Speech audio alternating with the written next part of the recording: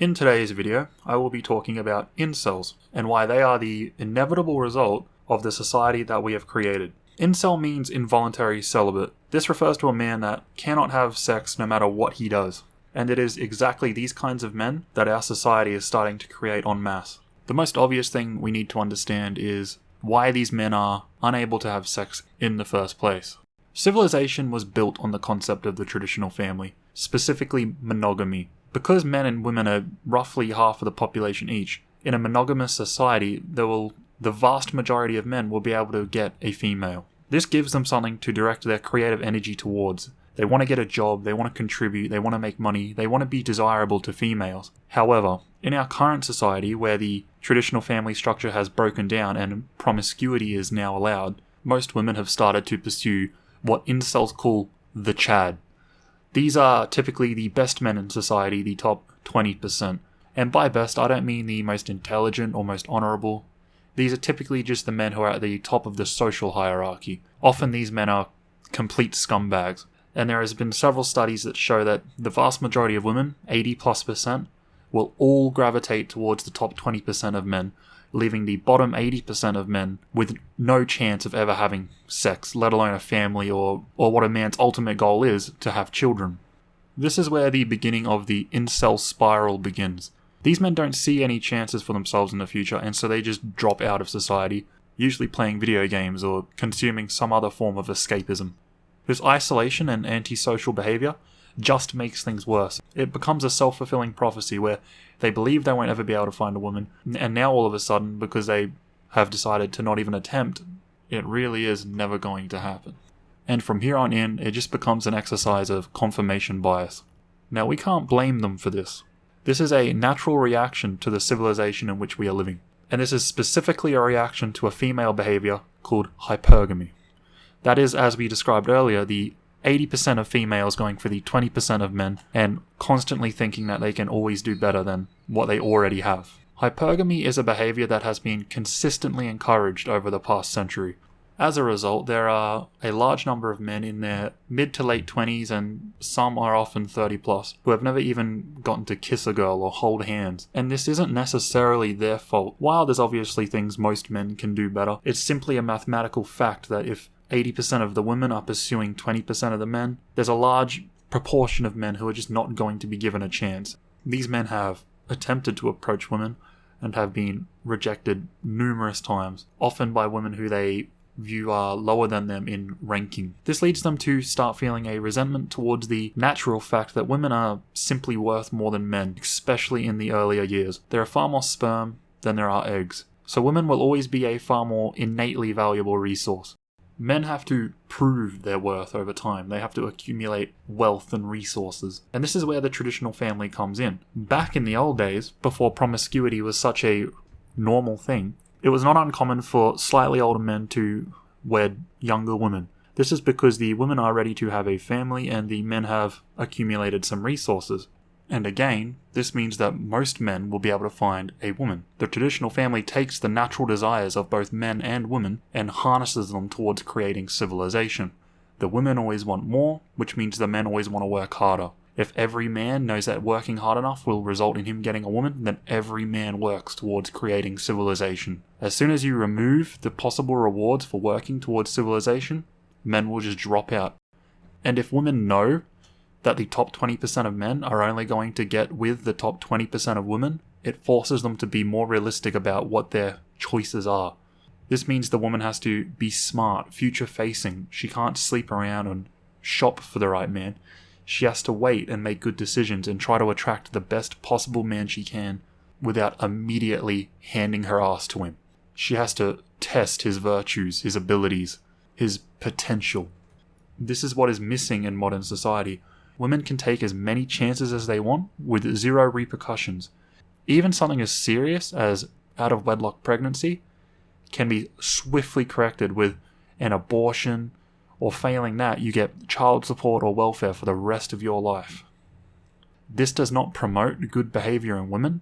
This only promotes the sort of behavior that men begin to resent, especially when men who are trying very hard see these women making consistently bad decisions and being rewarded for it. These women think that they can make bad decisions all through their 20s, even into their 30s, and then suddenly just find some IT middle manager and settle down and have a free meal ticket for the rest of your life, as well as any bastard children you might have had as a result of your bad decisions. It's the men who see that they are being preyed upon that turn into the next category of male, which is what we will call the voluntary celibate. A lot of these guys go by the MGTOW label, the MGTOW, and I would argue that most of the people that are called incels are actually volcels. It's not that these people literally cannot have sex. Anyone is capable of hiring a prostitute. It's that these people are so disillusioned and feel that they're being so ripped off in the sexual marketplace that they might as well be unable to have sex. If you're a 6 out of 10 male and you're approaching 2 or 3 out of 10 females, and these females consistently feel that they're above you, and this causes you to get disillusioned and filled with resentment, that wouldn't make you an incel, that would make you a volcel. Anyone with a brain in their head wouldn't blame these guys for not wanting to go anywhere near these women. I personally think that this is a natural correction to this sort of problem in society. Unfortunately, we live in a welfare state where the men who do drop out of society and decide not to reward women for their bad behaviors, these men, who are the majority of the workforce, are still being taxed and their money is being redistributed to these women who are making bad decisions.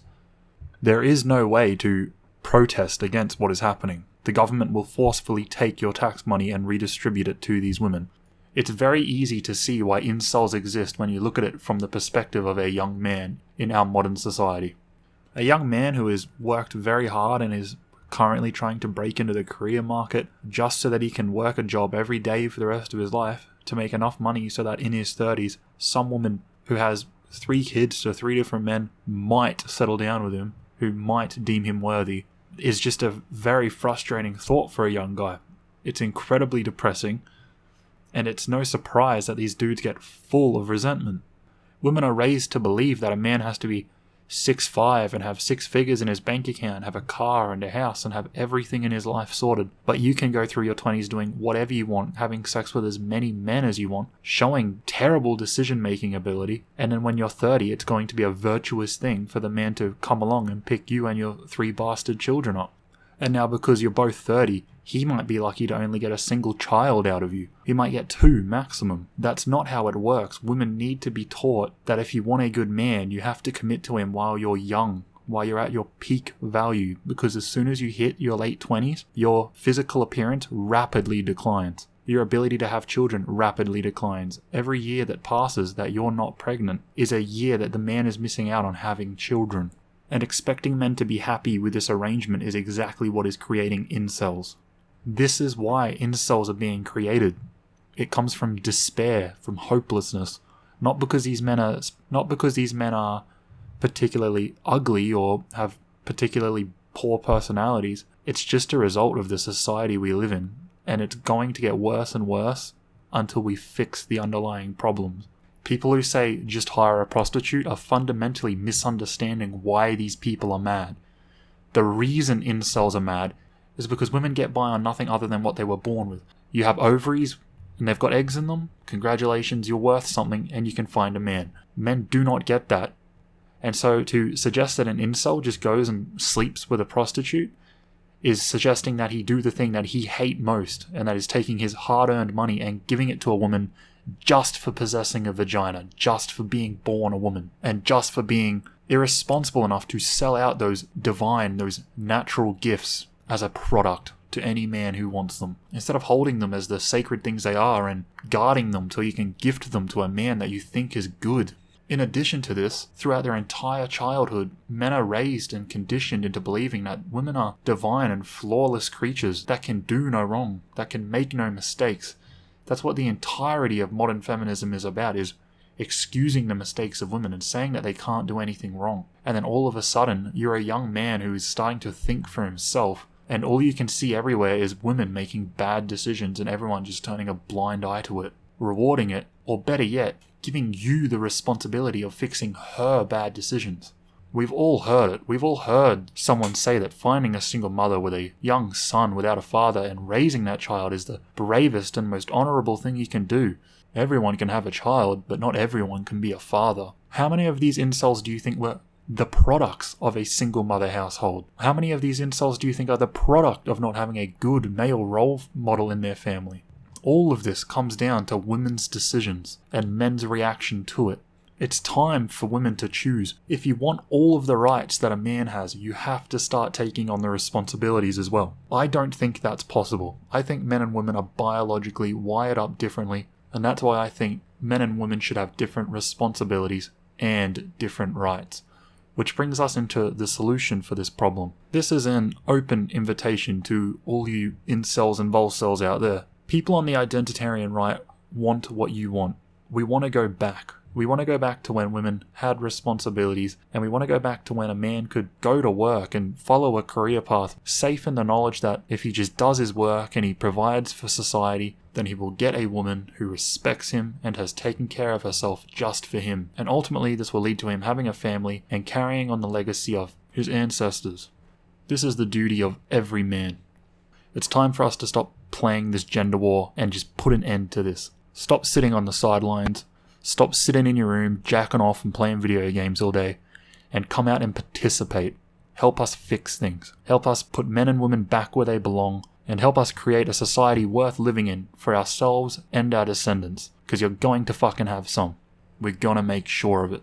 We have to secure the existence of our people. Women aren't going to do it. Other groups are not going to do it. It is up to us, the men of our people, to fix things. That's what we do. We have learnt from this failure that women want all the benefits without any of the responsibilities. We will not make that mistake next time. But that means there has to be a next time. And that is not certain yet. We still have a lot of fighting to do. We still have a lot of fixing to do if there is going to be a next time. So do your part in saving your people. I'm trying to do mine. Like this video, share this video, subscribe to the channel, and try to meet some like-minded people in the comment section.